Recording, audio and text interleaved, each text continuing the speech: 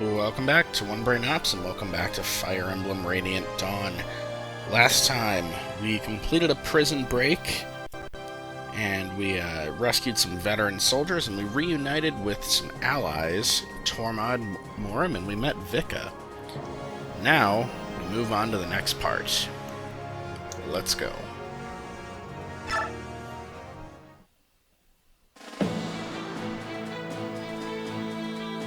Lagu's warriors, led by Tormod, join the escaped prisoners, and Daein's army grows ever larger. Its victories at Talrega and other key locations have strengthened its position. The army rides across the land, liberating prisoners from many encampments. The Daein ranks swell with the influx of veteran soldiers, and the men begin to dream of the day when they may retake the capital. Like a fever, conflict grips the nation. The night will be long before this fever breaks. All eyes turn toward Daein's capital as the liberation begins what all believe will be a long and bloody march.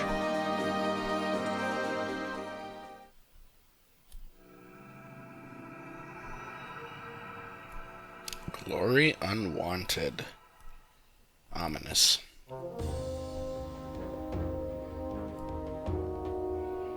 Oh, let's check in with Jared and Numita.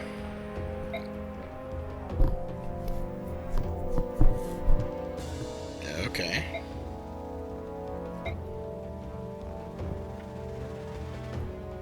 Duke Gatos. We actually met him in Path of Radiance very briefly. His name is Lycain, the Duke of Gatos. And he has a much bigger role in this game. We'll see him later.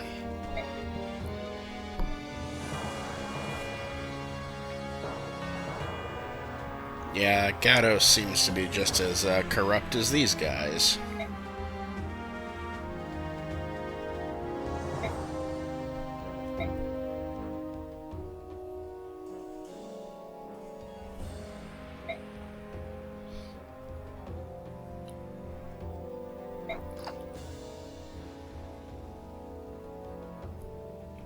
Okay, this sounds like a very desperate and dark plan.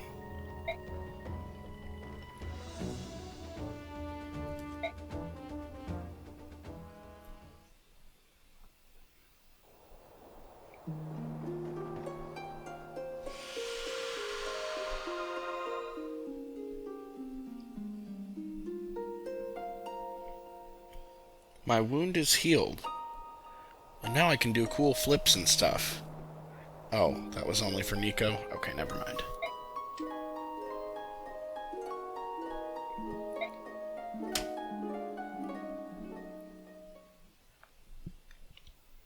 This woman's name is Prisoner. That's interesting.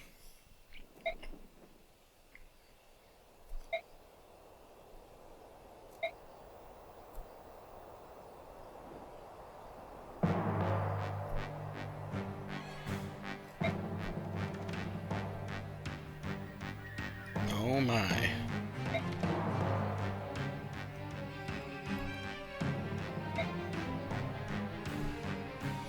Yeah, that's the thing. We can't risk the the mass execution.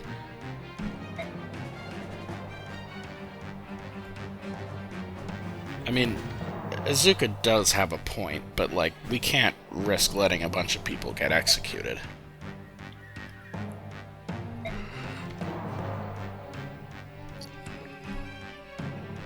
Myself and my old friends. So she's going to leave the army and go with just the Dawn Brigade, I guess?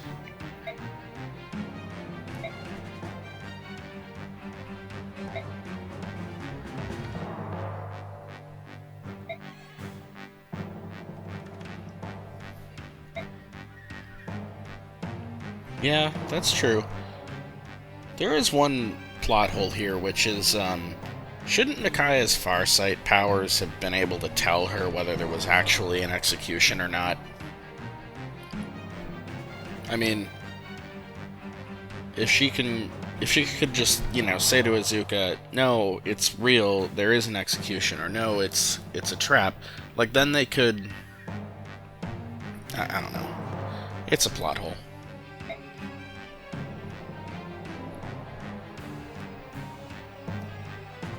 It's very generous of Izuka there to say the word your. These children are running your army. You know he thinks of it as his own army.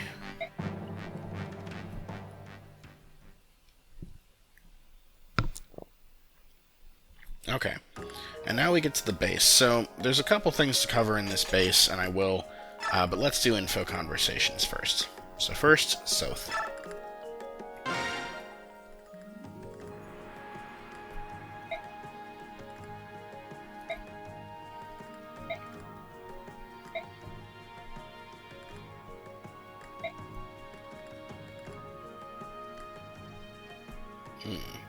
Right, yeah, this was at the end of the last chapter.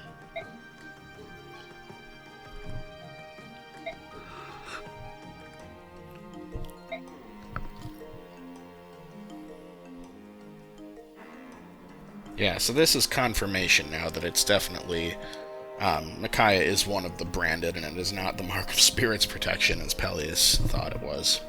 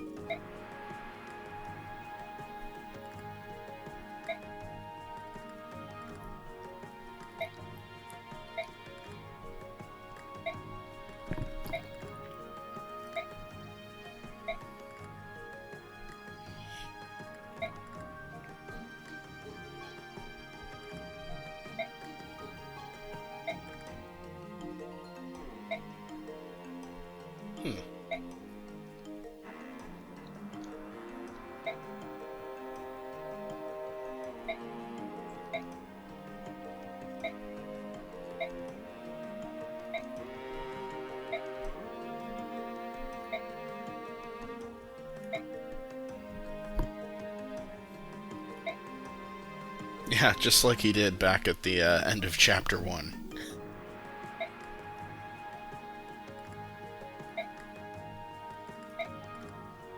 Yeah, that's a rather nice conversation. You get a little bit of insight into some of Micaiah's self-doubt. She's usually pretty confident, but yeah, when it comes to revealing that she's one of the branded, she's very self-conscious about it. Okay, let's talk to Tironio. Oh, interesting. He agrees with Izuka.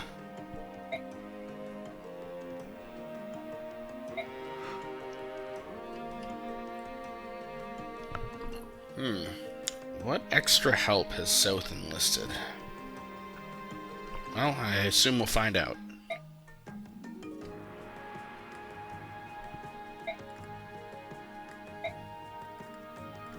Oh, restore staff. Great. Yeah, they conveniently give you this restore staff, and you bet that means that there's some status conditions we're going to have to deal with in this chapter.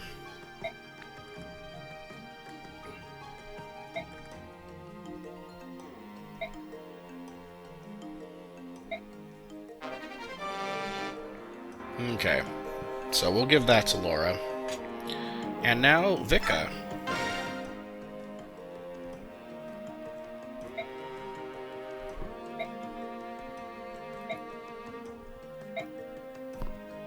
Yeah, this conversation is really interesting in light of some things that I mentioned at the end of the last chapter.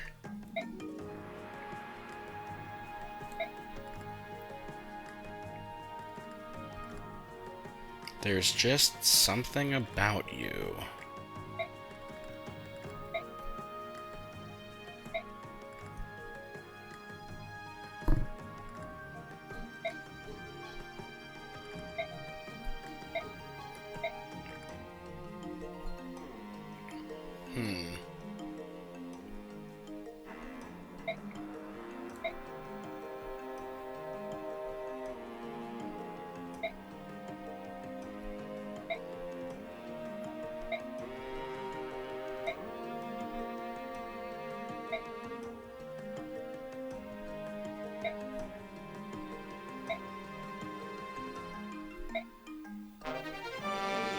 Yeah, so we get an Ashra icon out of that, but yeah, that conversation is interesting. It's like some inexplicable reason she doesn't feel comfortable around Micaiah. Maybe she's sensing that Micaiah is branded, but she doesn't quite understand that. That's what I suspect it is.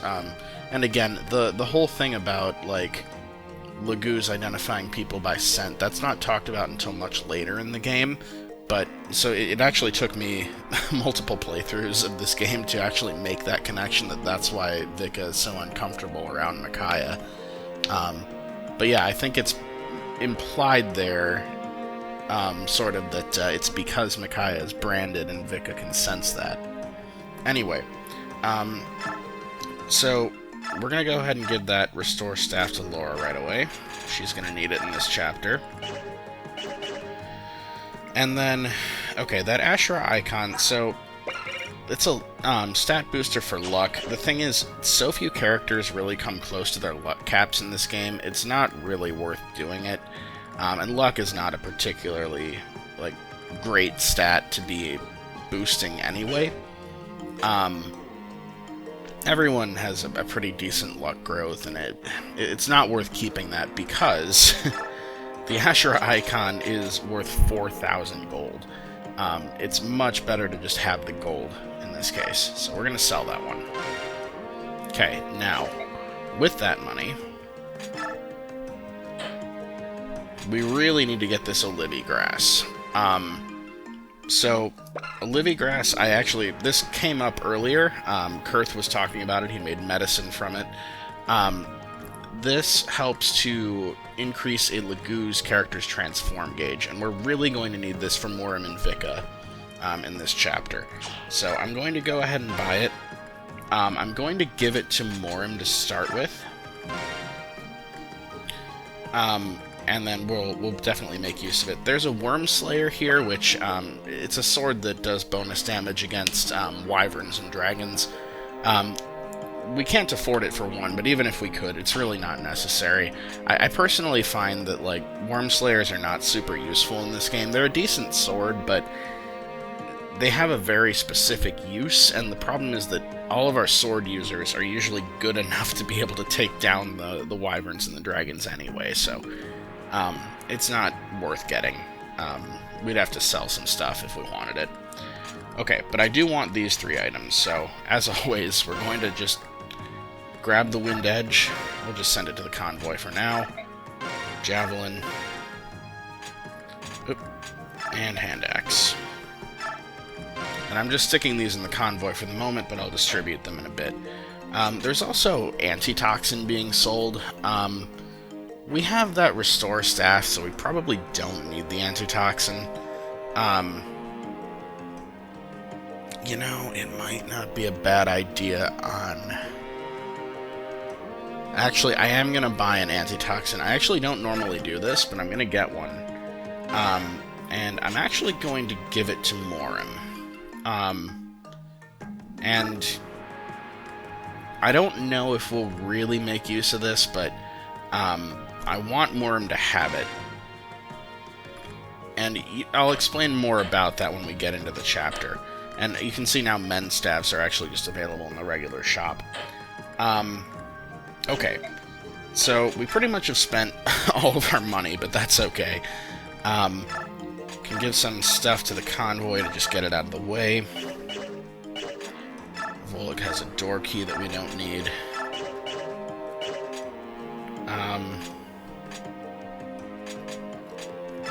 Oh, Aaron's got that discipline scroll in his inventory still. I guess we never assigned that to anybody. He just had it the whole last chapter and I never noticed. Okay. I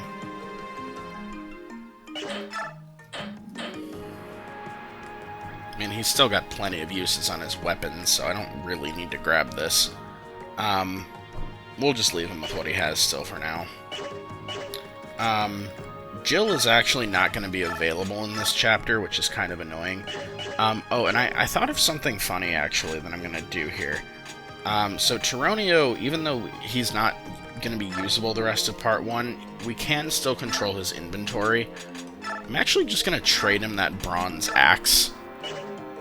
and just have him equip that. And I've never tried this before, so I don't really know what's going to happen, but this might create an interesting situation later that I'll comment on when we get there.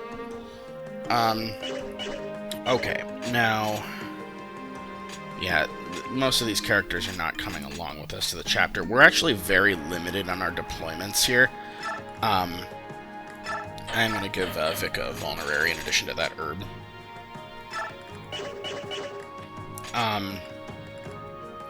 So yeah, I'm going to have to leave behind either Zehark or Aaron in this chapter, which is annoying. And I mentioned already, Jill's not deployable, Taronia's not deployable, Fiona, not that we'd take her, but she's not deployable.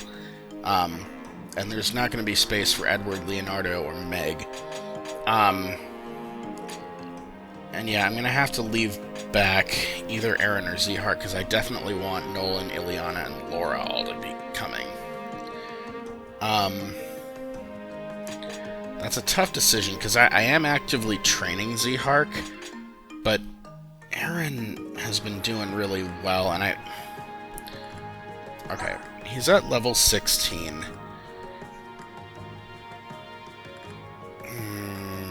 That's a really tough decision. Now, you know what? It's fine. I'm not planning on training Aaron. He'll pick up probably another level or 2 here in Part 1.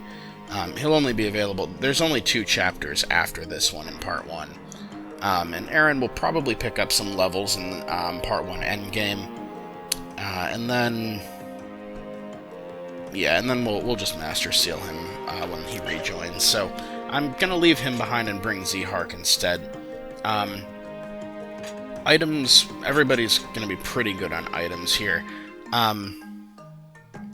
Okay, it may be a good idea to trade Tormod a Thunder Tome for a specific reason. I'm going to do the math on it at the start of the chapter and find out if we're going to do that or not. So I'll trade it then, and I'll just give him one of Ileana's tomes. I'm not going to buy him a separate one. Unless he needs L Thunder for whatever reason, but I don't think he's going to need it. And yeah, I actually never showed this. Tormod, yeah, he can use Thunder and Wind as well. He's A in Fire, B in Thunder, C in Wind. He only comes with Fire tomes, but he can use the other types. Okay. Oh, one other thing, just while I'm thinking of it here, I wanted to talk a little bit about something just generally about Radiant Dawn that kind of came up in this last chapter. So, we reunited with Morim, right? And he had special dialogue with Zehark and Jill. So, Zehark and Jill were kind of opposites of one another in Path of Radiance, in that Zehark, when he joined, and in fact they both showed up around the same chapter. Jill wasn't recruitable yet when we got Zehark, but she joined a chapter or 2 after. But Zehark had joined a group of vigilantes who were hunting Lagoos in order to try to rescue the Lagoos and help them escape. And so he was recruited when either Leith or Mordecai talked to him, and he, wouldn't fight them and wanted to let them go. So he's a Lagoos sympathizer, which makes it sound like a bad thing, even though it's definitely not a bad thing. He's anti-racist. Jill, on the other hand, was, extremely racist at the start of Path of Radiance, and, she joined the Daean army partly because her father was a, general in the Daean army, and partly because she wanted to hunt Lagoos, as she called them subhumans. And, yeah, that's terrible.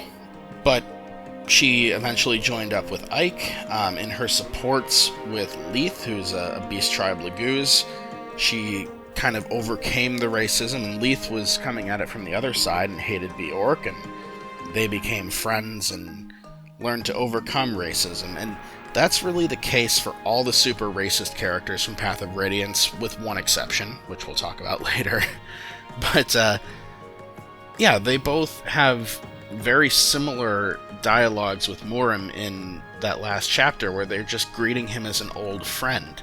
And it's really crazy to consider where they were in Path of Radiance and how they both ended up in that same place. And that's a really great touch, I think, in Radiant Dawn. Like, all of the super racist characters, again, with one exception, from Path of Radiance are just like, you wouldn't know it if you only knew their Radiant Dawn dialogue and personas. Anyway, so all that out of the way, I did trade that hammer over to Nolan. There aren't going to be any armored enemies in this chapter, so he's not going to need it here. I'm going to go ahead and just give that back to Jill, even though Jill can't come with us. And, yeah, Nolan's still got a full hand axe and a nearly full steel axe. He'll be fine with that. Okay, and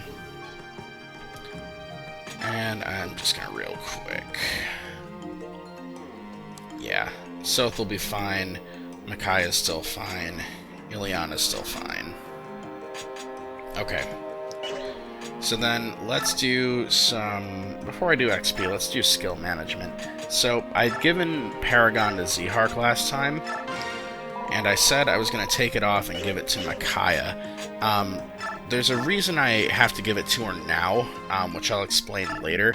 I would like to be able to give it to her at the start of the next chapter, but if I were to save it for that, I would have to put it in the convoy and no one could use it, and that'll make more sense later.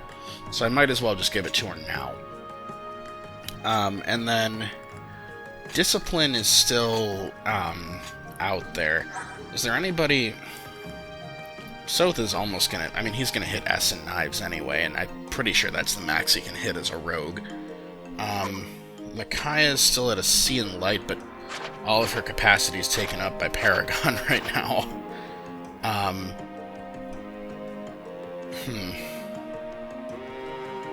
Yeah, okay, Volug can't use Discipline because he's a Laguz. Nolan's capped, Laura's capped. Ileana could maybe take Discipline for now. Does she have the room for it? Yeah, she could take it. Okay, I might as well give it to Ileana. Aaron's capped, Jill's capped.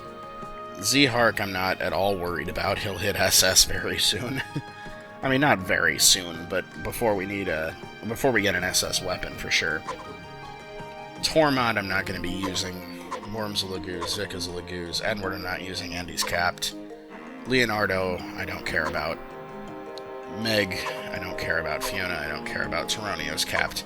Okay, so yeah, Ileana is really the only one who makes sense to take Discipline. I'm just going to give it to her for now, and I'll probably take it off of her after this chapter, because I do want to leave it with this party, and as I mentioned earlier, Ileana is actually going to leave this group at the end of Part 1, so I'm going to take that off of her before the end of Part 1. Okay, oh, and I don't think Vika... Okay, Vika does have Shriek. It's kind of similar to Howl, only it's, much worse than Howl, which stuns an enemy. This just reduces their luck to 0. Vika also has both Canto and Shove, which is unique to the Bird Laguz in this game. Morim just has Shove. Can I give him anything? I mean, none of these are useful for him. I guess maybe Savior is.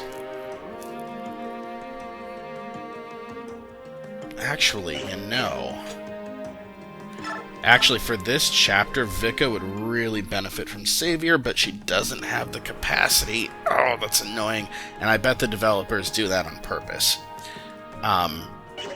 So, you know what, let's give Morim Savior. I don't know if we're going to make use of it, but we might as well just assign it to him for now.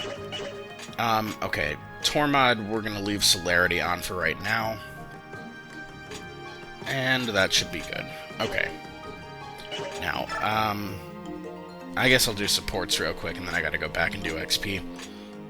Can Nolan and Zehark? Yes, okay. So they're up to C support, and you can see that's already plus 15 of Void. So Earth Affinity, which both of these characters have, only gives a Void. bonuses and no others. But Avoid is, I mean, when you're stacking Avoid bonuses, that's really powerful. So, very happy with that. I think Jill can probably... Oh, I guess you can't support Volig. Oh well, that's fine.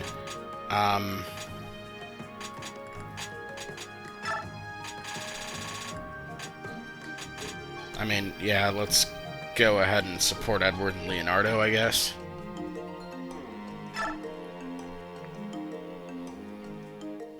Well, nah, let's not. Ileana is still supporting Leonardo right now. Can she switch to somebody better? I guess Volig. Yeah, you know what? Let's switch her over to Volig for right now because I'm actually going to be deploying both of them. And then I might as well set up Edward and Leonardo. Even though they're not going to be deployed. Okay, and then let's just quick award XP. So as usual, the characters I'm training, I'll just boost up to 99. Oh, and by the way, Paragon does not affect bonus XP, so it cuts, or it doubles all experience gained in battle. It doesn't apply to bonus XP.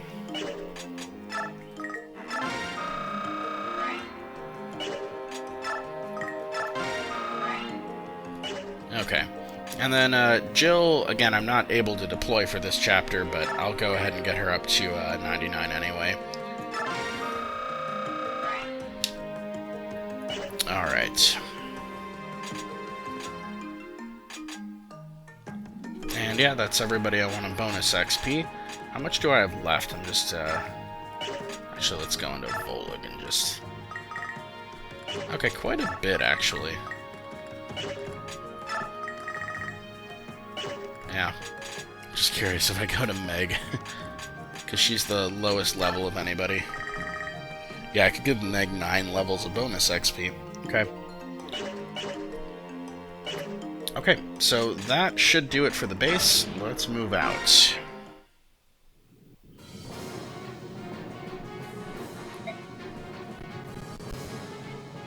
Uh-oh.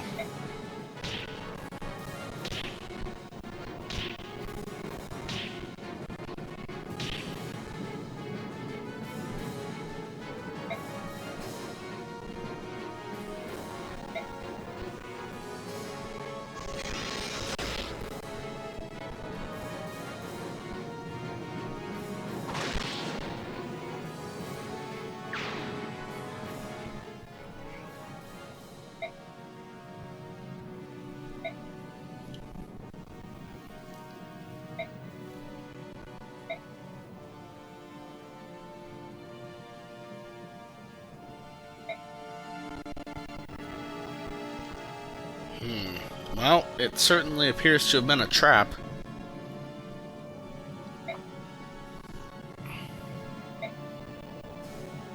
But also, there is an actual execution going on, so it was both.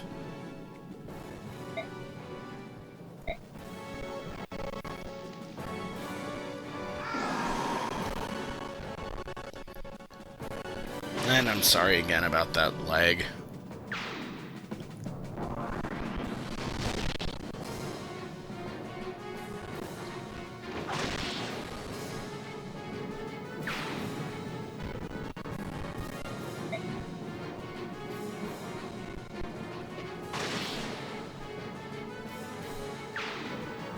And yeah, there's Nyla on the map. So I guess that's what Soth meant when he said he's enlisted extra help.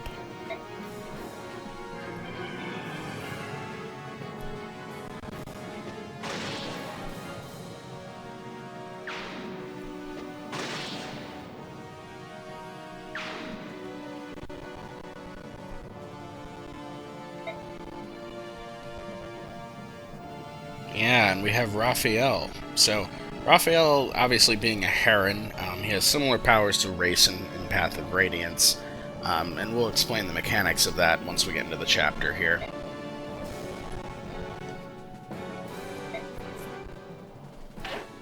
Okay.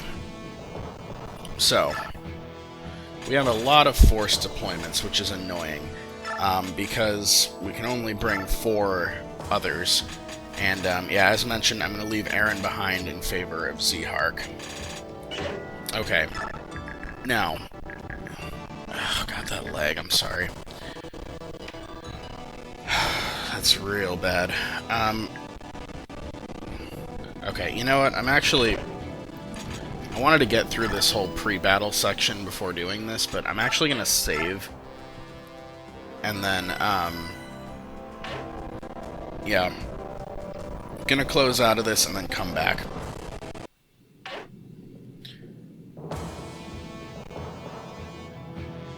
Okay, I'm back. Sorry about that. I actually, when that happens and it starts getting super laggy, it's doing it again.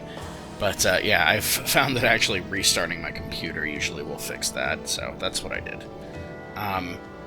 Yeah, again, it's down to limitations, I think, of just, Dolphin and my computer not, quite, having enough capacity to do whatever. Okay, so as I was saying, there's a bunch of forced deployments, so you see these 3 over here, these 3 over here, and then obviously Micaiah and Soth. And yeah, annoyingly, even though Morim and Vika transformed during that cutscene, they start out untransformed with 0 in their transform gauge, so that's very annoying. Now, the thing I need to do the math on real quick is Tormod and this Wyvern Rider, because I need Tormod to kill him. So, okay, your speed is 10, so Tormod probably doubles you. Oh yeah, for sure.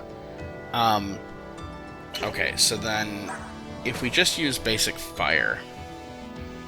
Okay, your attack is 22. Your resistance is 0. Okay. So yeah, just basic fire would do it. If I were to give Tormod Thunder instead, so that would essentially be a might of 9. Instead of a might of 5. So it gives him an extra 4 might. So attack of 26 instead of 22 against that Wyvern.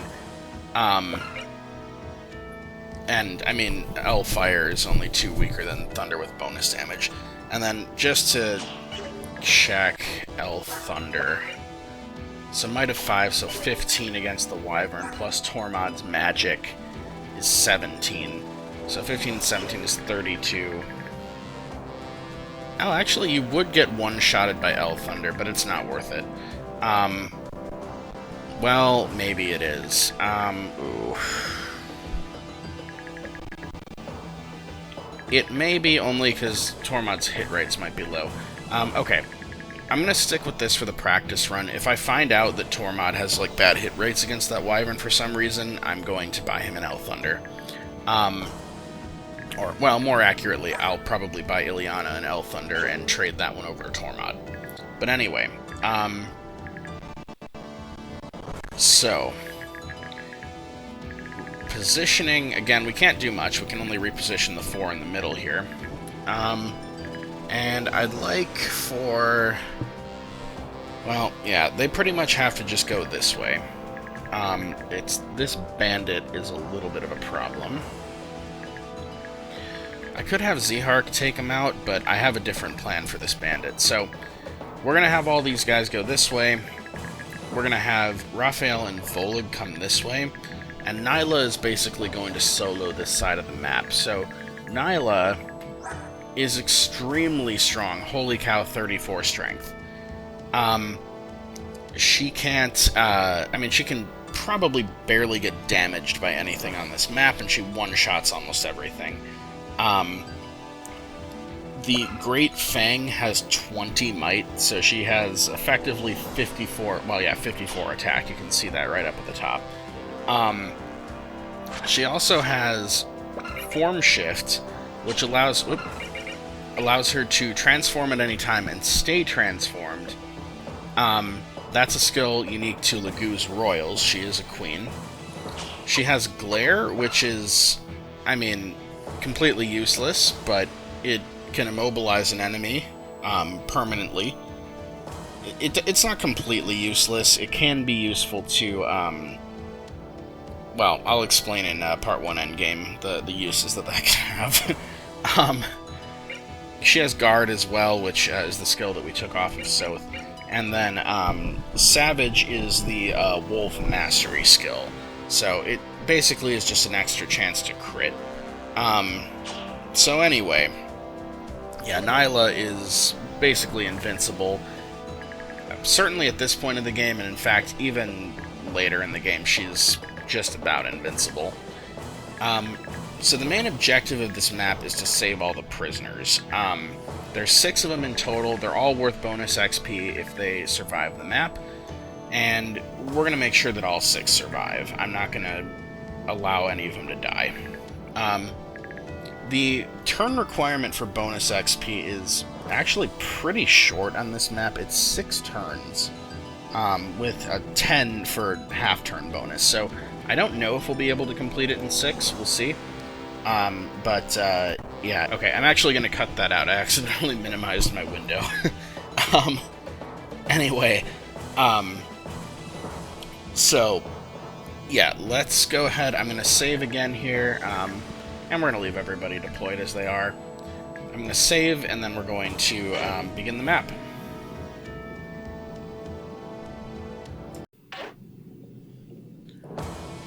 Alright, let's fight. So, I discovered a couple things in my practice run.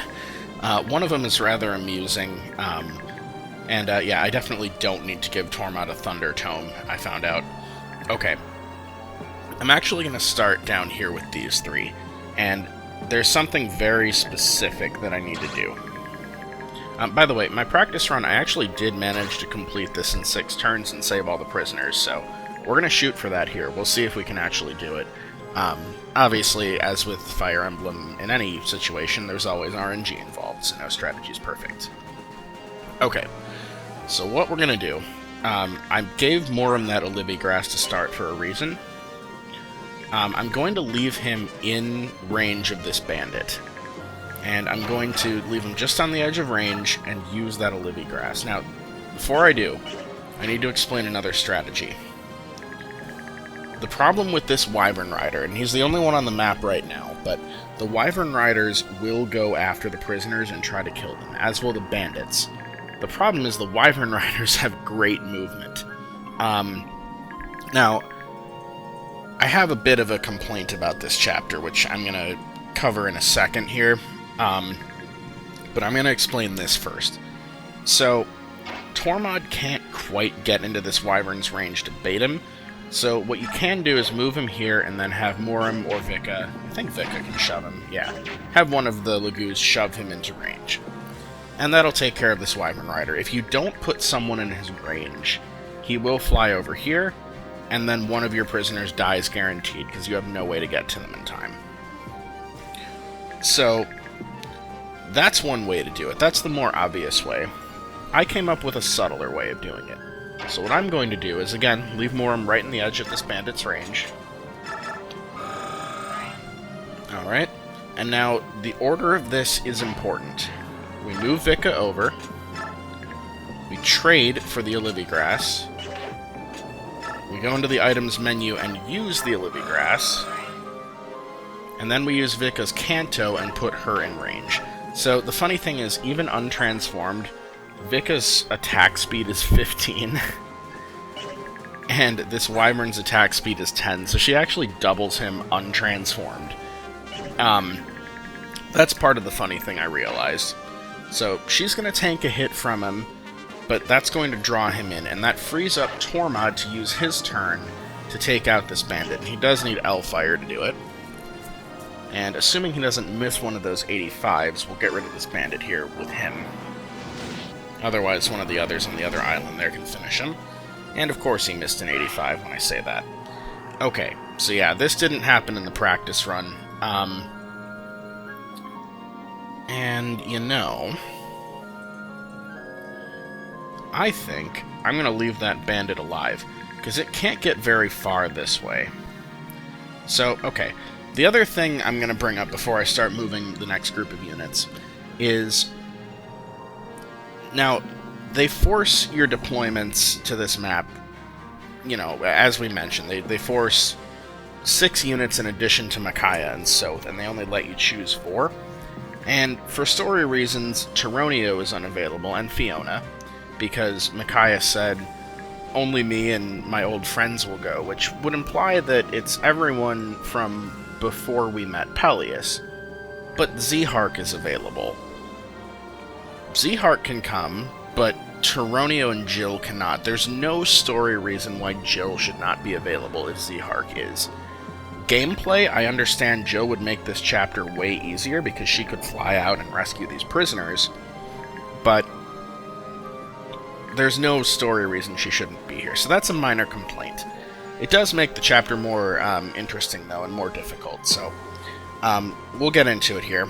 I'm actually, again, going to save these center units here, and we're going to deal with these guys first. So Nyla, as I mentioned, is going to solo this side of the map.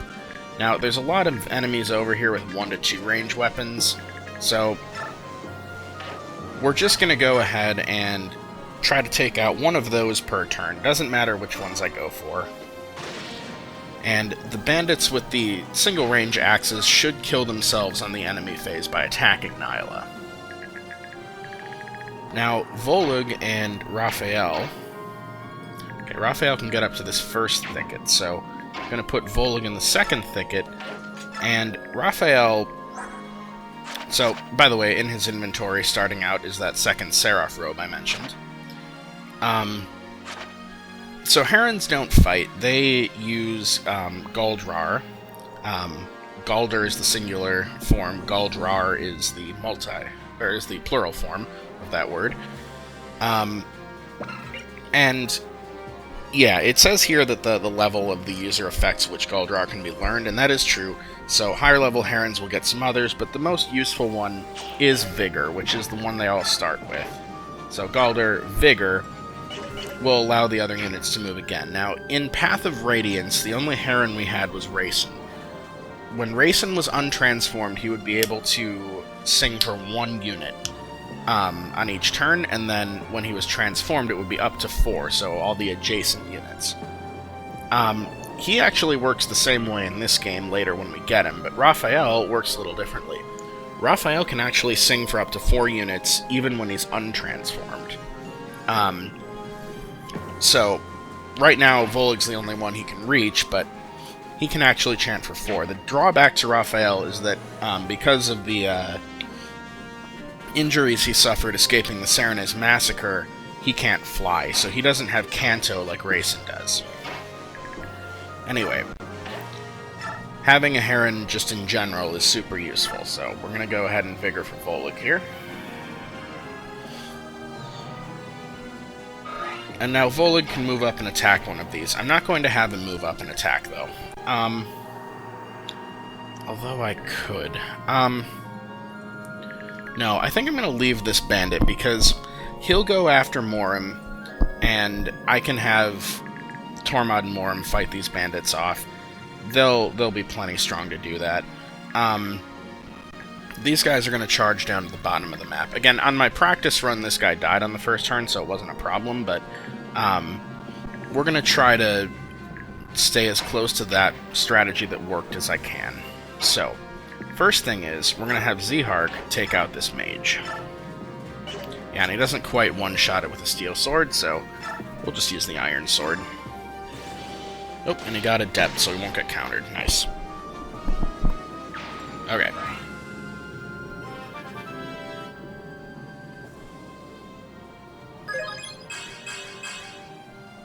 Okay, not a great level, but that's okay. You're fine. Alright, and now Nolan, I believe... Yep, he one-shots this mage, so let's do that. Nolan, please gain speed.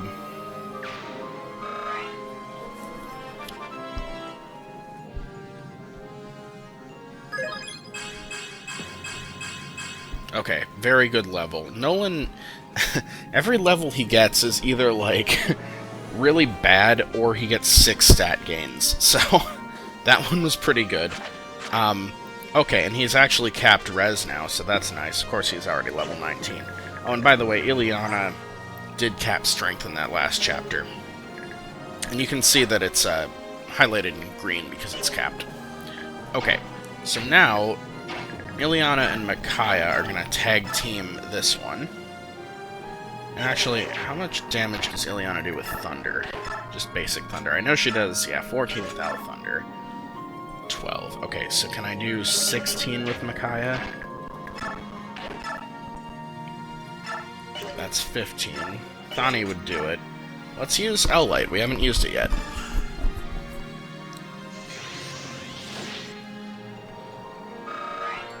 And yeah, I'm still trying to feed Ileana the kills rather than Micaiah. Micaiah is going to get tons of XP in the next chapter.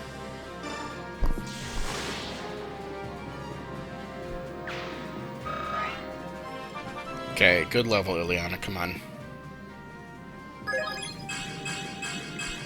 Okay, magic and speed. That's really the main things that I wanted you to gain, so I'm happy with that. Okay, and that opens the way for South to now be able to take out this bandit. And, yeah, he has to actually use the Beast Killer to guarantee a kill, so we'll do that. Well, and he's only a 90 hit rate, so he could miss. Good dodge. Okay, we got him.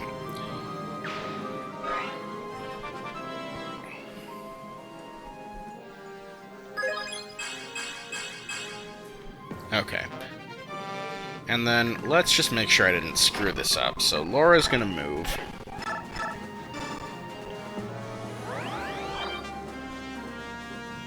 And I'm pretty sure... yeah, that's out of range of the bandit. Worst case, if he'd been in range, I could bring Volig over to block him off if I had to. But, I don't. So he'll be forced to go for Tormod or Morim. And he'll go for Morim. And now... I could bring Volig across. What I'm going to do, though, is I'm actually going to shove Raphael. So because Raphael can't fly, he gets very slowed down by all the thickets. And this group is basically going to work their way around here. Raphael's going to be very helpful in that he can chant for people, and we can try to set up some chants that they can move further. Volig has the best movement, so... I'm going to have him go towards the back and just shove Raphael forward. This way Raphael gets a little bit further.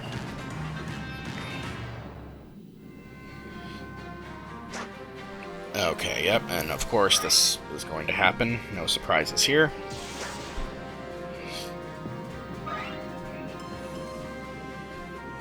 Okay, and then this is what I needed to happen, is for this one to go to Vika. Ooh, good dodge.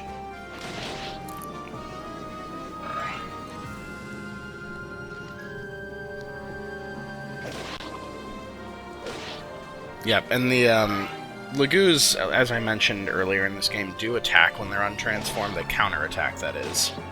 And Morim, being a tiger, is really strong, so he's actually doing more damage to these bandits than they are to him.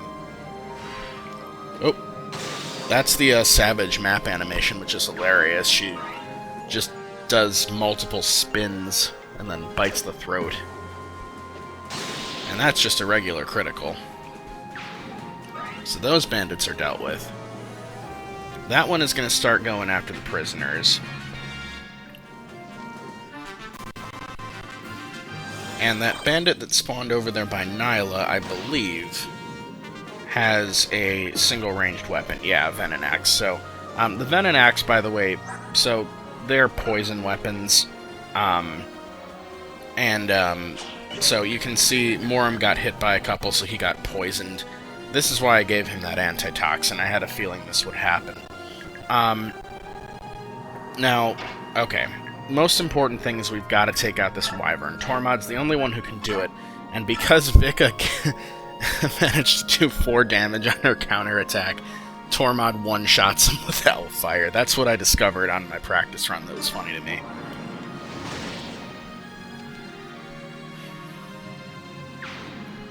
Okay, and then in the practice run, Vika actually got hit by that, so she was weakened, but she's not here. Now, the bandits are slowed down by the swamp, so he can't quite get to the prisoners yet.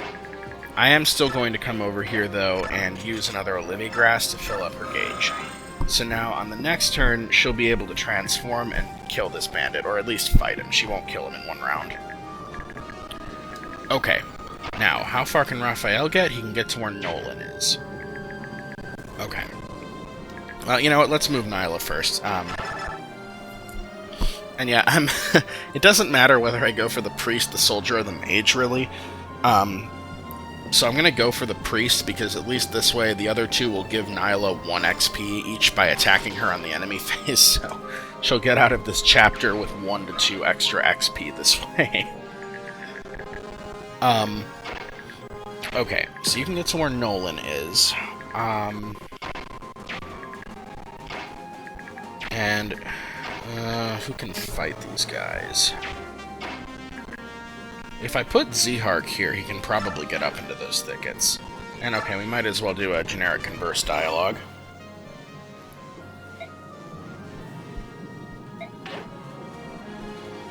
Okay. Soth can go and attack this bandit.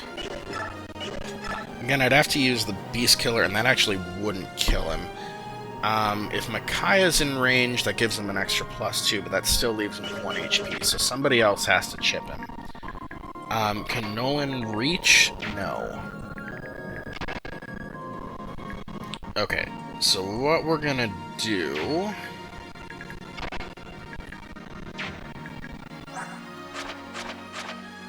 Now, Micaiah and Ileana have the same movement. I have a feeling putting Nolan here will not actually get him close enough, so... okay, we're gonna do this. We're gonna go...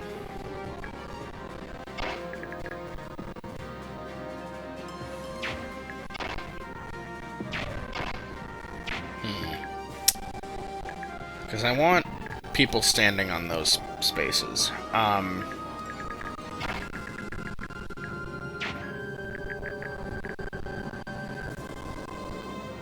I guess Volug could run up and take one of those guys if I chant for him, too.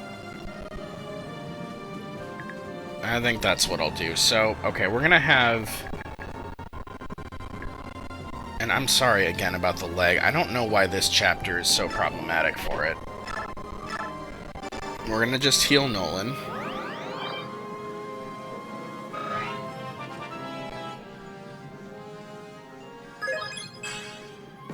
Not a great level up, Laura, but that's okay. Your stats don't really matter that much.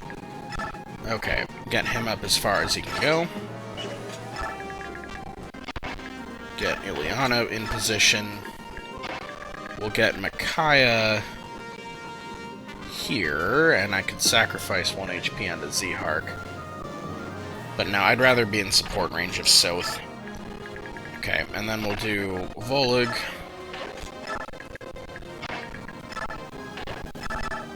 This is really bad leg, I'm sorry.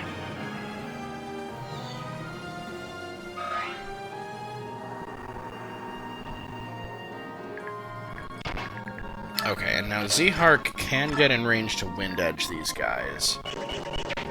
Can Ileana? Nope.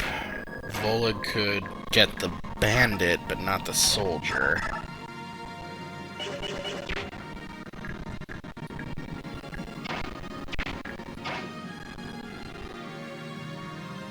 Okay, yeah.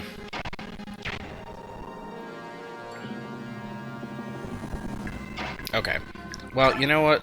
Let's try for the crit with the Beast Killer. If we end up leaving him alive for one more turn, that's okay. And yeah, the Beast Killer does have a higher crit rate than the card, so that's why I'm using this.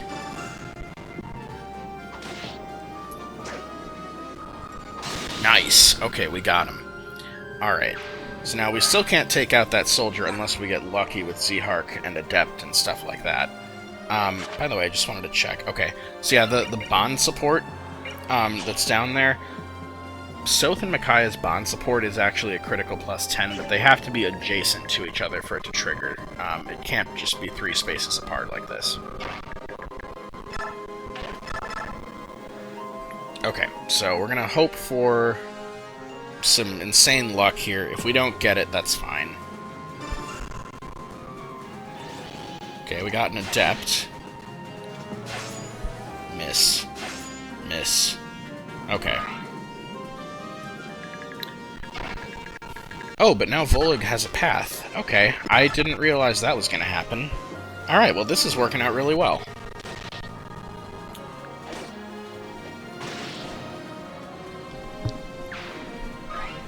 Okay. Great, so we took out those guys in 2 turns. That's pretty good.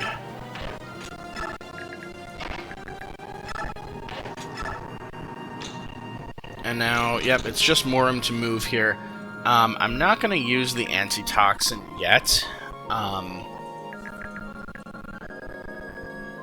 actually going to move Morum because he's likely to get hit by these guys again. And in fact, how much damage did you do to this one? Yeah, okay, so you wouldn't kill him on your counterattack, so Tormod is going to have to finish that one off. So let's actually just stick Morum down in this thicket for right now. And I don't need to use a vulnerary. He can just wait there. I'd like to avoid him getting hit if I can, but he has so much HP that it's fine if he does. And that bandit with 1 health might run away, which will be annoying if he does, because it is a route map. I hope he just goes and kills himself on Morum. No, he's gonna run away.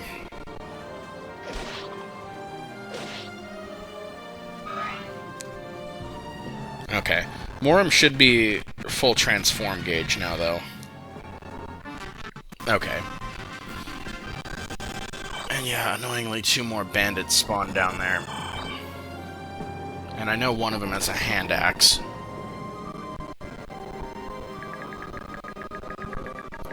God, this lag. I'm so sorry. You know what? We're gonna try this. I'm gonna battle save. And I'm gonna try restarting again here. I'm sorry about this. I'll be right back.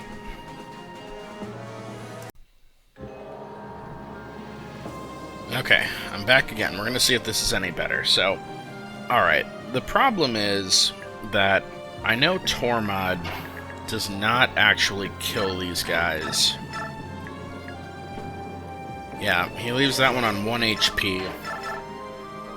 Yeah, and that one, he doesn't kill either, so... okay, that is irritating. So, Morum is going to have to take out the hand axe. And yeah, this means, again, I'm not going to be able to use the antitoxin. And, okay, the bandits box him in because I put him in this thicket, but that's fine. So we're going to take out the hand axe with Morum. Okay. And then Tormod's got to take out one of these 2. Let's just take out the one with 1 HP. Because it's going to... Well, first of all, that one is closest to the prisoner here. And he's not going to kill himself on Morum or Tormod on the enemy phase, so we'll take him out. And then what should happen is this one might try to run away. But this one's going to go weaken himself on Tormod. And then we should be able to take them both out on the next turn. Okay. Now this bandit, and Vika being on full health helps here, although she can, even if she gets hit by that Wyvern Rider, she has just enough HP to be able to deal with that and this bandit and get hit by everything. Okay, and she's dodging for me this time. She got hit by both attacks from him last time, and so was poisoned, but she had about 5 HP left at the end of that, and I had a chance to heal her, so she can survive that. Okay, now, Nyla. I don't care who I kill first. Okay, and... let's see, Raphael can again get up to where Nolan is, so let's move Nolan forward. I guess I could just move him 1 and then chant for him. Micaiah can't get here. Can Ileana get... yeah, let's put Ileana here. Let's put Laura here. Micaiah here. Zehark run up. Nolan forward. Actually, Soth... okay, there is actually a hidden treasure in this thicket here. I can't get Soth there now, so he'll pick it up next turn. And if I shove him into the swamp, that's not gonna help. Well, actually, you know what? It might. It's not going to hurt either, so let's just try this and see what happens. I don't think it's going to let him get there. Ooh, it did! Okay, nice. So I can pick up that hidden treasure now. Yep, and we got another arm scroll. Good. Okay, and then Raphael. Oh yeah, and we can talk to Micaiah, which I did by accident, but that's okay.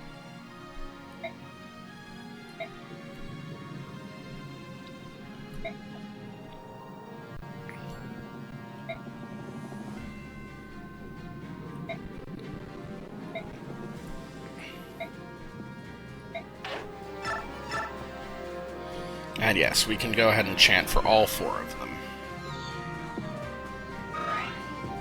Okay.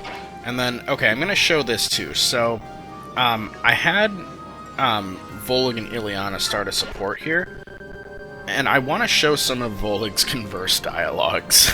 It really, his C tier ones are funny, but okay. Volig, you're alright. I don't know how you could be under these famine conditions. That's Ileana's generic dialogue, of course. And then Volig says something in the old tongue, because he doesn't speak modern speech. So, I went ahead and looked up the translations of this. So what he's saying here is, "Oh, hello. I don't know why I'm speaking. I'm sure you can't understand me anyway." So, okay, that's mildly amusing. But what I want to show is actually the other dialogue where Volig converses with somebody, where he initiates. And I could do it right now. I might want to use Volig, though, on this turn. I might want to start baiting these guys.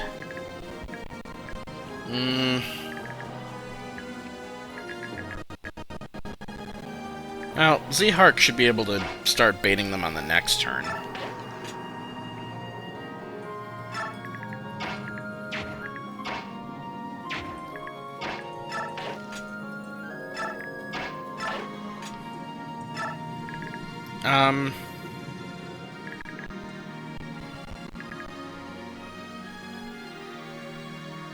Yeah, I don't really want Volig to pick up that kill. So, okay, we're gonna go ahead and just show this now. So again, he says something in the old tongue, and he says, "Hey, you ever wonder what would happen if I just ate everyone we fought? Would the rest keep fighting?"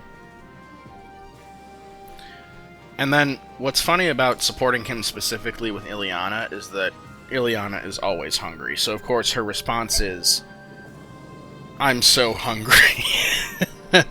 After he was just talking about eating the enemies. I love that.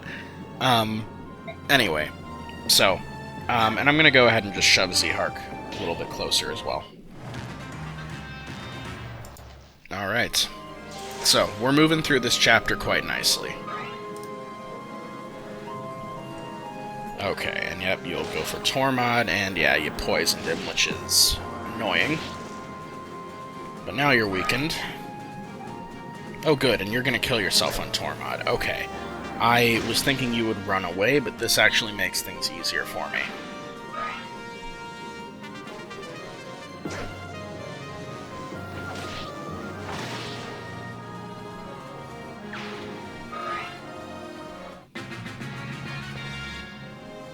Okay.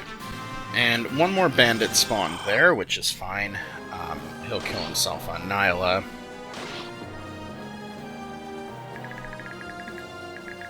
Now, okay. The tricky question... Well, okay, let's just take out this final mage here. Doggo spin. Okay. And the tricky thing here is I actually need Moram to be heading this way because there's going to be 2 mages that spawn over here eventually, and I need Moram and Nyla to each be able to take out one. So the question is, do I want to give Tormod that antitoxin? Tormod does still have Soth's Vulnerary from the last chapter. Moram's got a ton of HP. Yeah, and there is actually another enemy that's going to spawn over here too, I know. So, okay, what we're going to do... And this bandit, we now know, with 10 HP, is going to go after Tormod, because the last one had 5 HP and went after him. So, what I'm going to do is I'm going to go ahead and trade for the antitoxin, but I'm not going to use it yet. I'm going to use the vulnerary first because I'm going to get attacked by that bandit again, and he might get poisoned again. And now, Morim, and I'm just going to stay out of range of the bandit. Yeah, Morim can actually head this way. Okay, now, let's start drawing these guys in. So if I put somebody in this spot right here, they'll get hit by the soldiers and the mage. Actually, both mages. Well, okay, they can't both occupy this square, so only if, yeah, only if they survive. Okay, Raphael can only move up one. Or I guess he could go here as well, but,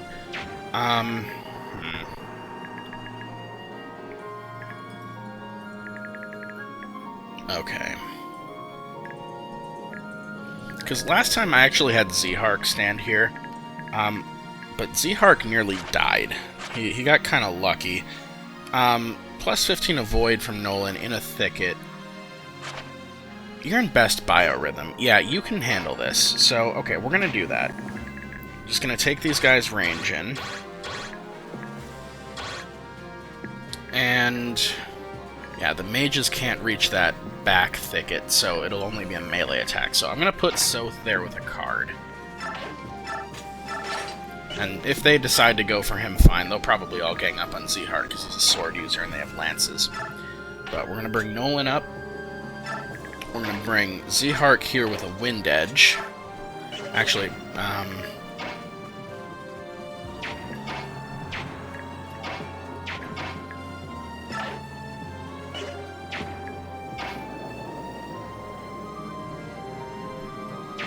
yeah, let's do this.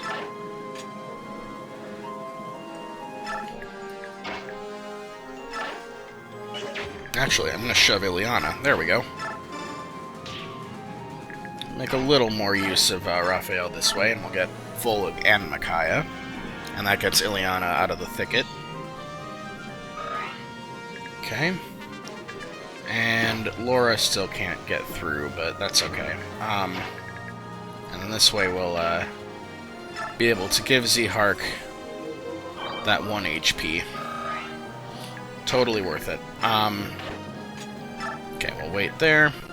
And Vika managed to stay on full health. She dodged all 3 attacks. Last time she got hit by all 3. So I got lucky with her. But she's going to just hang out here, and she can probably fly in and kill somebody. So we'll do that, and yeah, she's still got plenty on her gauge 20. By the way, these prisoners, you can rescue them and then drop them off on the main island. You don't have to, though. As long as they survive the chapter, you can leave them in the swamp. You'll still get the bonus XP, so there's no sense in going in and getting all of them.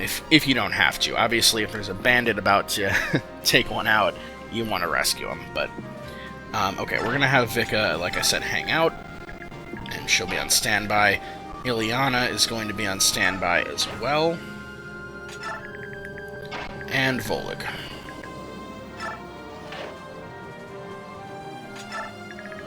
And then Laura, yeah, you're kind of getting left behind, but that's alright. Okay. Let's get some good luck with Zehark here. Good RNG. That's good. That's good. That should guarantee that we take out the other mage also. Yep, here we go. See, this is why I love Wind Edges and why I love Zehark. Zehark is, I don't know if I've mentioned, but he is my favorite character in this game. Nice. Okay, and you're weakened, but that sets up a kill for probably Ileana. Oh, you missed that one. Okay. Oh, that sets up a kill for maybe Nolan. Oh, and that bandit's gonna try to run for the prisoner, so okay, that's interesting.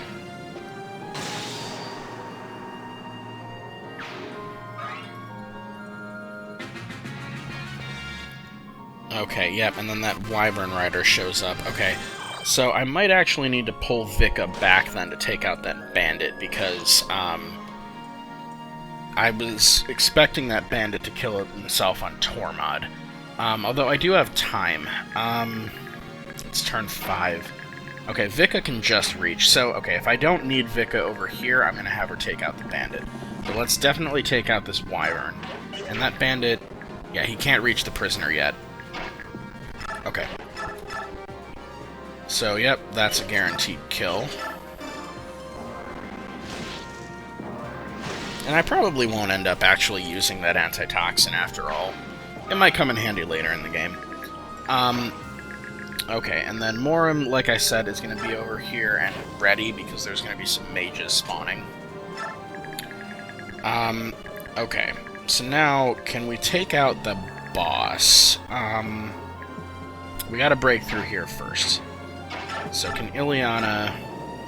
Okay, you can take out that guy. By the way, what support bonuses do you get from Volag again?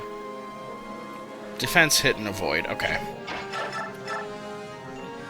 Alright, let's please get him.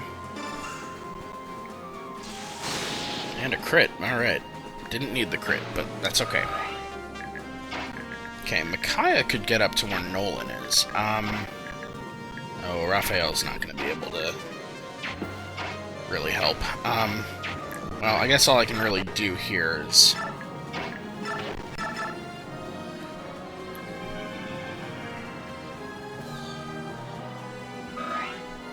finally get Laura out of that swamp.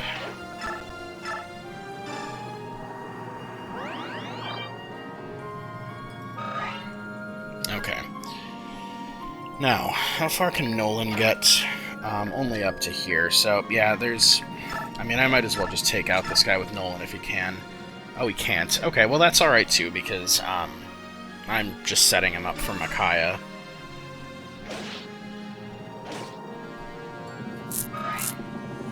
Okay.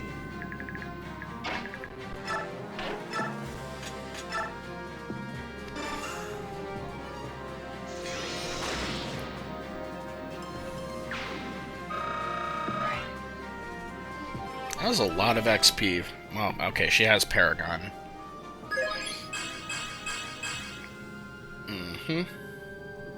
Good level. Alright, and now... Okay, Soth can get in and take out one of them. Volag could take the healer. Zihark can only reach the healer. Ah.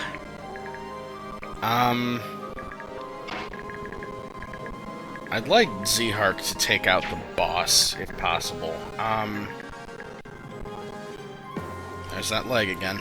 I could have Vika shove Zihark over. And Tormod will still be able to take out that bandit. So that, I think that's what I'm going to go for. Because then Zihark will be able to reach here. And Soth can reach next to the healer. Which, by the way, did they have... No, they don't have any stealable items. Okay, so... let's do that.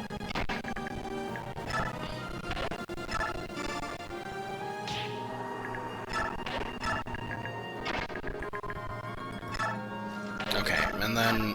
how does this go? Okay, you don't quite kill him. Unless, well, okay, you have a 76 hit rate. You could get very lucky with the depths here. But I'm betting Soth can probably just weaken him for you. Oh, I just realized. I'm going to be taking away the two places where Volag could attack the healer.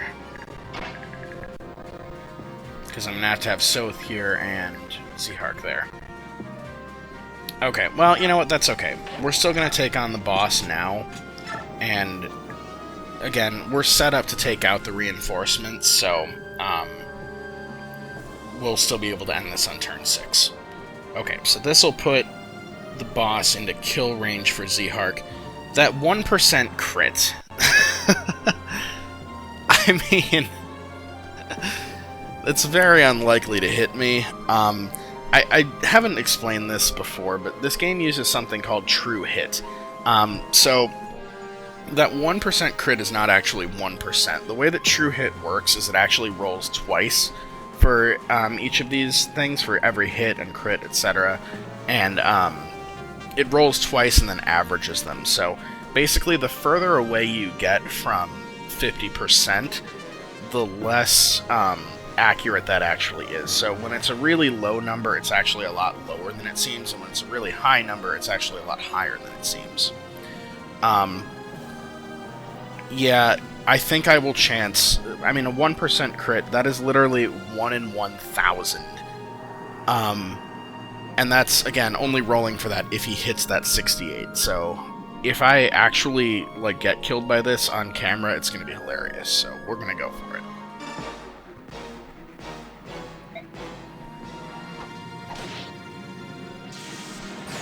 Okay, no 1% crit.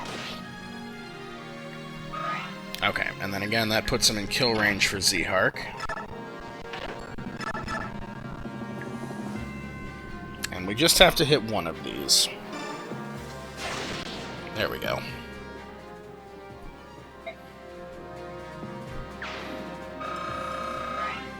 We actually got pretty close to a level there, which is nice. Okay, and then we just have Nyla and Volig to move. And yeah, Volig now cannot get to the priest there, but that's okay. We'll just bring him up here. And it doesn't matter what Nyla does. Okay.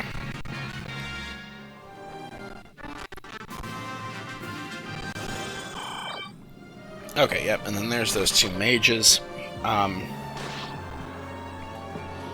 So yeah, didn't have to use the antitoxin after all. And yeah, Vika can no longer reach that bandit, but it's not a problem, because Tormod still can.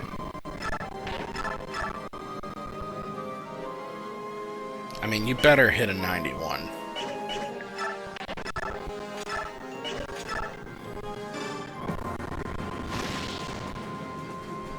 Okay.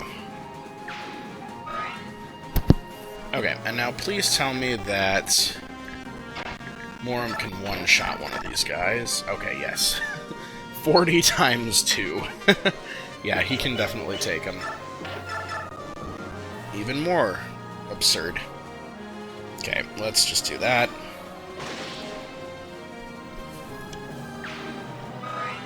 And then I'll save Nyla's movement for last. We'll deal with this side of the map first, because we're just going to get everybody a little bit of XP who can. I guess maybe Nolan should get that kill. Is anybody close to leveling up? No. I guess Z-Hark is actually the closest, but that probably won't give him a level either.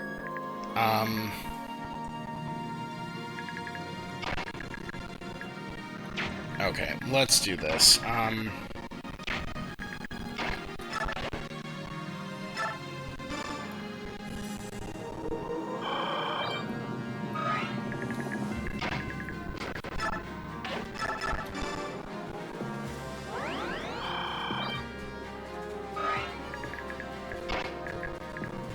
I could have been smarter about that and had Nolan run back, I guess, but it's fine, because then I could have gotten Micaiah and Laura to move twice. It's alright. And yeah, I'm just getting an extra 10 XP for Raphael there. Building supports. Oh, generic converse.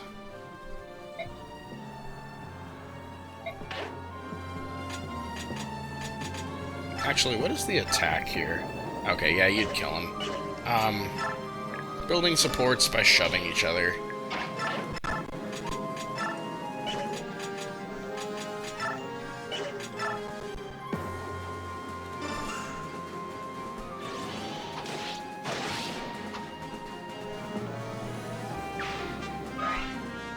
Okay. And then we'll end the map, and yeah, we did it in 6 turns. That's great. By the way, yeah, there's that glare skill I mentioned. The thing with glare is that it has a very low hit rate. As I mentioned, in the end game of this part, I will explain the only real use for glare in this game. Alright, let's go ahead and take him out.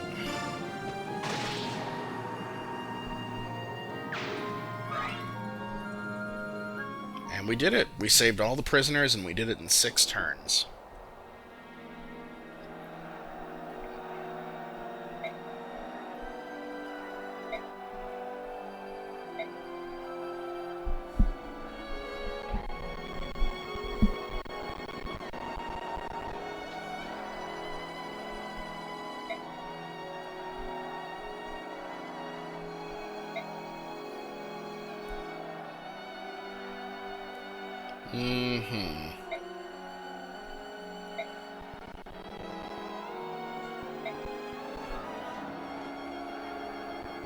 I mean, what are you, stupid, Micaiah? Obviously, they're celebrating your liberation of the prisoners.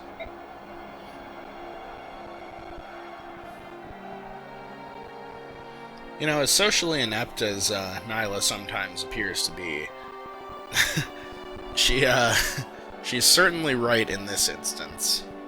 She knows how to be a leader.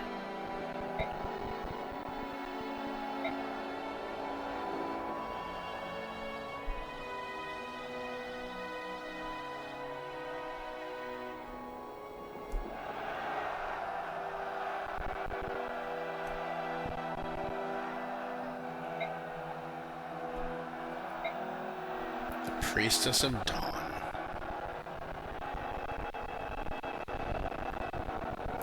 Leg is ruining this otherwise glorious moment.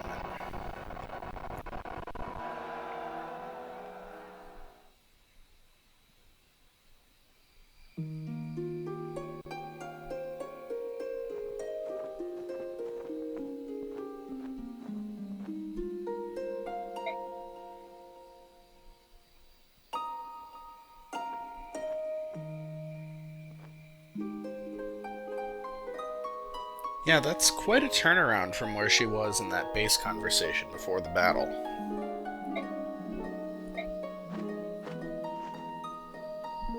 Uh-oh. Something's wrong with Morim. Okay.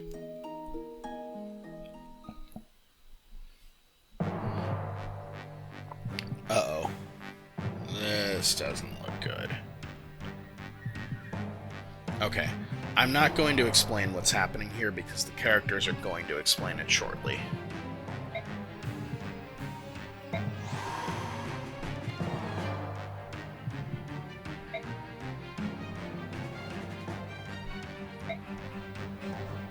Vika's standing there in the corner as well. I don't know if I noticed that before.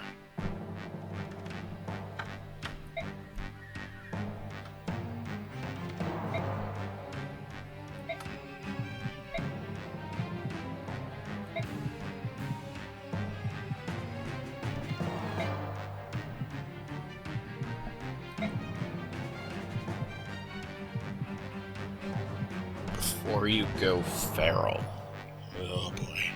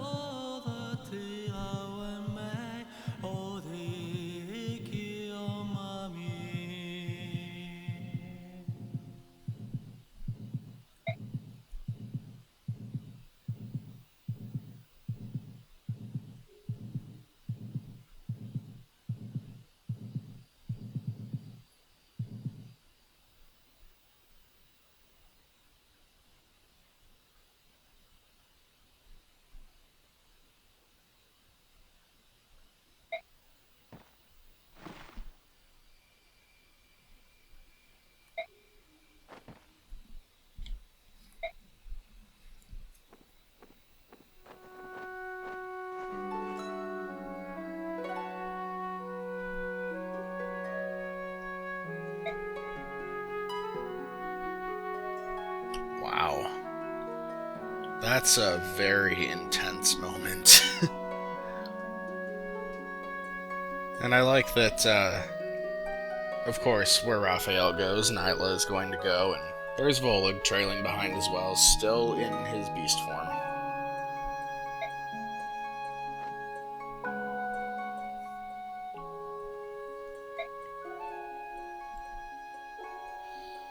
Yes, Soth says he heard it once before in the war. If you recall from Path of Radiance, that would have been after the final battle, where Ashnard had his mount was a dragon Laguz who had been warped by by the feral one drug, and Rayson and Leanne were able to sing the Galder of Rebirth to restore his soul. That's when Soth would have heard it.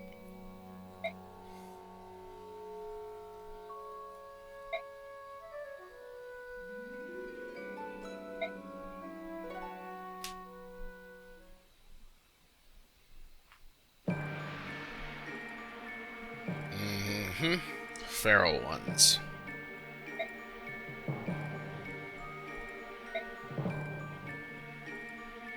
Yep. So, yeah, Soth explains it here for anybody who didn't play Path of Radiance, but yeah, we fought a lot of feral ones in Path of Radiance. Yeah. Dan had been, they invented a drug that would force the Lagoos who took it to be permanently stuck in their transformed state, but they would lose their minds and they would not live very long, but they were incredibly useful tools in battle. So yeah, it's a horrible, horrible thing that they did.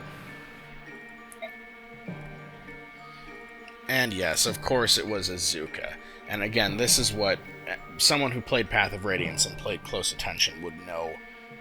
Earlier when we first saw Azuka, he only appeared briefly, but we knew from his appearances in Path of Radiance that he was the one responsible for creating the feral ones.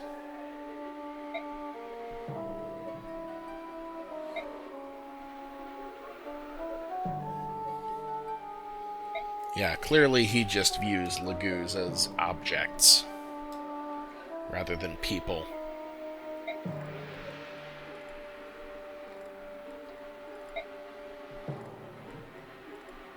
Yeah. Azuka, you are the worst person. This is why I said he's arguably the worst villain in either of the games.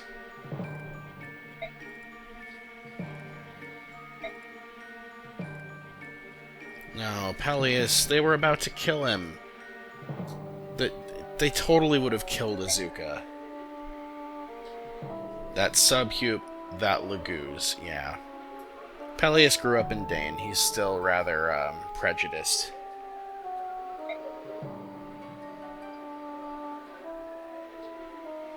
Try to forgive him. How can you forgive that?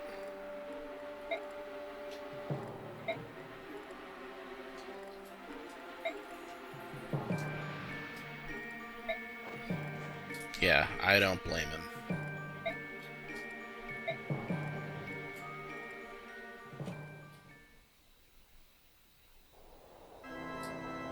And now we cut to Sienne, the capital of Begnion. And we see Soniki for the first time in this game. And she's talking with Numida, and who is that other senator? Well, we'll get his name in a moment. It's Lycain. So he is Duke Gatos, who was mentioned earlier by Numida and Jared. So somehow Numida managed to make it all the way back to Begnion from Dane very quickly. I wonder if we'll learn more about that later. Well, okay, I don't know why I'm teasing that. The Begnion has warp technology, and we knew this from Path of Radiance because the Black Knight had the warp powder that he used to quickly travel about. We'll learn more about that later on in this game.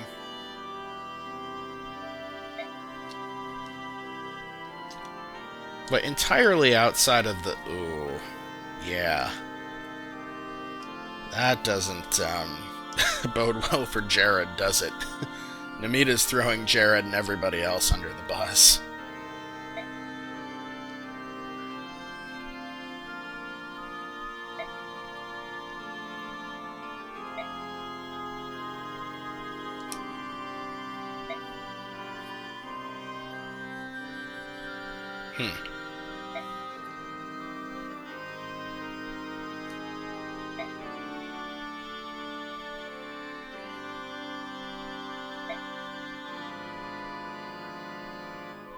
No, don't let Lycain do it.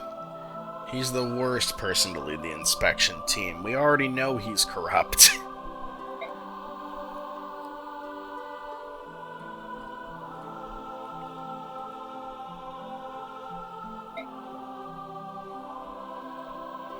Yeah, but Soniki, I mean, she's only 13, but she's rather smart. She's not going to be so easily manipulated by Lycain.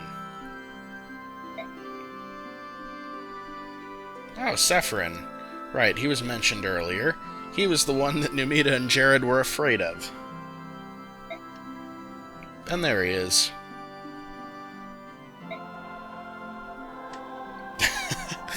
Yep.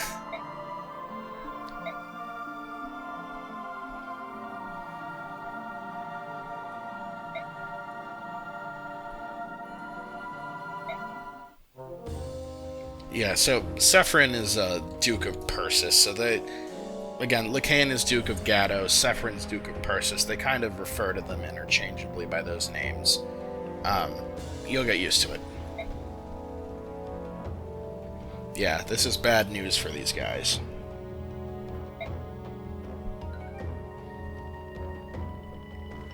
Yep. I mean, wasn't that kind of the plan anyway? Didn't Lycaon just say they wouldn't live to come home? Anyway.